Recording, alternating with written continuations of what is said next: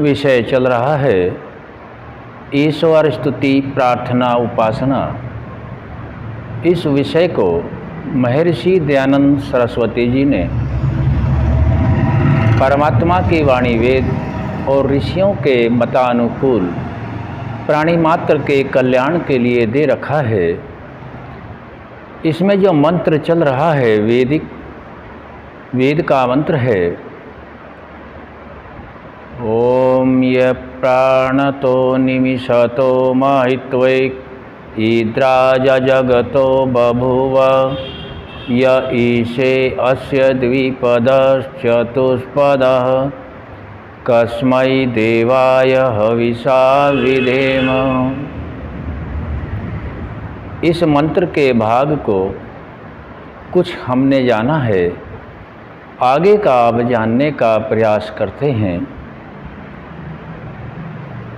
जो यह मंत्र दिया गया है, इस मंत्र का भावार्थ है, उसी भावार्थ को समझने के लिए हम प्रयास करते हैं। जो प्राण वाले और अप्राणी रूप जगत का अपनी अनंत महिमा से एक ही विराजमान राजा है, जो मनुष्य और गौ आदि प्राणियों के शरीर की रचना करता है। यहाँ तक हमने इस भावार्थ को संक्षिप्त से जानने का प्रयास पहले किया है, अब आगे जानने का प्रयास करते हैं। उस सुख स्वरूप, उसका अर्थ है यहाँ परमात्मा। जो परमात्मा सुख स्वरूप है, जिसका स्वरूप ही सुखी है। हम लोगों को जो आत्माएं शरीरों में विद्यमान हैं, उनको सुख प्राप्त करने के लिए प्रयास करना पड़ता है। तप, स्वाध्याय और अभ्यास आदि सभी कर्मों को करना होता है, तब सुख प्राप्त होता है। और वैसे तो जो भी जितनी भी आत्माएं हैं, सभी सुख के लिए ही कार्य करती हैं। अब यहाँ आया है परमात्मा के लिए सुख स्वरूप। परमात्मा को प्रयास करने की आवश्यकता नहीं है, क्योंकि प्रयास वही करेगा जिसके कारण, किसी कारण से जिसमें दुख भी प्रविष्ट होते हों। जबकि परमात्मा में ऐसा कोई कारण नहीं घटता है जो दुख का कारण हो। इसीलिए उस परमात्मा को सुख स्वरूप कहा गया है। वह तो स्वरूप से ही सुख है। उस सुख स्वरूप, जैसे सभी आत्माओं को शरीर मिले हुए हैं और यह सभी शरीर प्रकृति से मिलकर बने हैं। बिना प्रकृति के तो शरीर ही नहीं बनता। और प्रकृति त्रिगुणात्मक है, सत्व रज और तम। तीनों गुण हमेशा इस शरीर के अंदर विद्यमान रहते हैं। जिन गुणों में सत्व गुण को प्रभावी करके आत्मा उन्नति को प्राप्त होता है, और सत्व गुण को बढ़ाना रज और तमोगुण को निम्न करके ही उन्नति को प्राप्त होता है। परमात्मा इस शरीर में लिप्त नहीं है। परमात्मा को ऐसा करने की भी कोई आवश्यकता नहीं बनती, क्योंकि वह शरीरधारी नहीं है। शरीरधारी होता तो परमात्मा के लिए यह सुख स्वरूप शब्द न आता। वो सुख स्वरूप परमात्मा की प्राप्ति के लिए, परमात्मा की प्राप्ति, क्योंकि परमात्मा आनंद से पूर्ण है, सर्व सुखी है, सर्व विद्या युक्त है, सर्वज्ञ है, सर्वव्यापक है, सर्वशक्तिमान है, सच्चिदानंद आदि अनंत गुणों से युक्त है। प्राप्ति के लिए हम सभी लोग अपनी उत्तम सामग्री को उसकी आज्ञा पालन में समर्पित करके विशेष भक्ति करें। अपनी सकल उत्तम सामग्री को अब हमें यह समझना है कि मंत्र का भावार्थ तो दे दिया है, लेकिन उस भावार्थ के प्रति हमारी भावना कैसे जुड़े। अब यह उत्तम सामग्री क्या है, इसको भी समझने का प्रयास करते हैं। हम सभी आत्माएं हैं जो अजर, अमर और अविनाशी हैं। आत्माओं का कभी विनाश नहीं है। शरीरों का होता है जन्म और मृत्यु।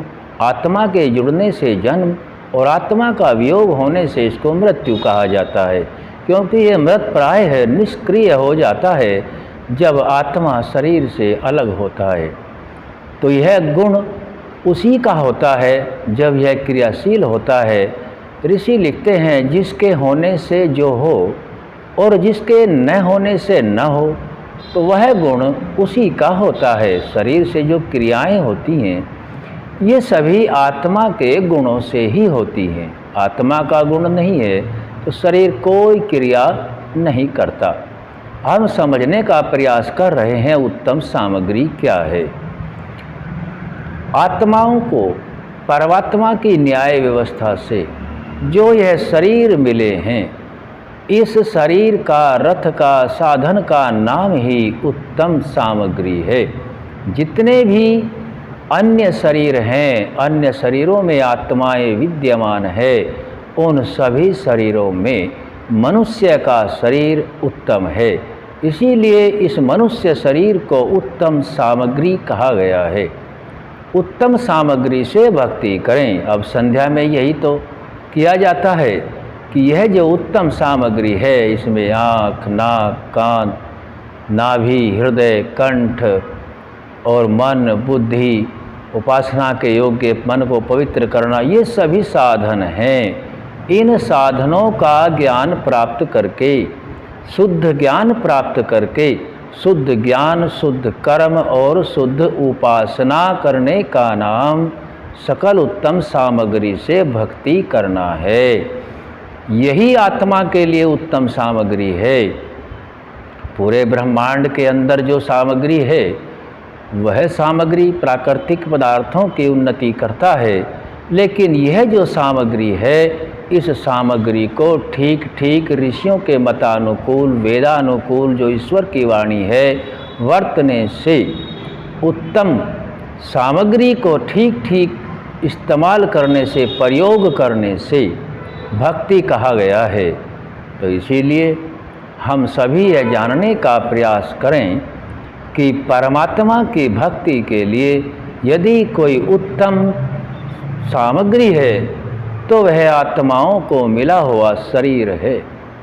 जैसा आँख से देखना है वैसा ही मन में विचार होना चाहिए। जैसा मन में विचार होता है वैसा ही वाणी से होना चाहिए। जैसा वाणी से बोलता है कर्म में भी वैसा ही होना चाहिए, तभी यह सामग्री उत्तम कहती है। यदि इनमें विरोधाभास होता है, वाणी और शरीर तो कुछ करते हैं, मन में कुछ और चल रहा होता है, तब यह उत्तमता को प्राप्त नहीं हो सकता।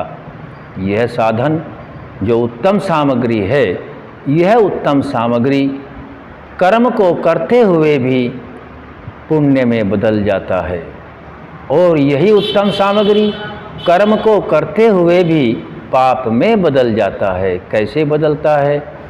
जैसा वाणी और शरीर से कर्म होता है, वैसा ही मन में विचार यदि चल रहा है तो यह पुण्य कर्म का द्योतक है। और यदि वाणी और शरीर में कुछ और है और मन में इसके विपरीत है, तो यही कर्म पाप कर्म का द्योतक है। इसको उत्तम सामग्री मानकर ही उत्तम कर्म करना योग्य है। उत्तम सामग्री से विशेष भक्ति करें, अर्थात उसी यानी परमात्मा की आज्ञा पालन। आज्ञा पालन का अर्थ है वेदानुकूल वर्तना। करने में तत्पर का अर्थ है कि प्रति क्षण आलस्य और प्रमाद न हो, तत्पर रहें। इस मंत्र के भावार्थ को हमने समझने का और समझाने का प्रयास किया है। यहाँ यह मंत्र पूरा होता है। ओम शम।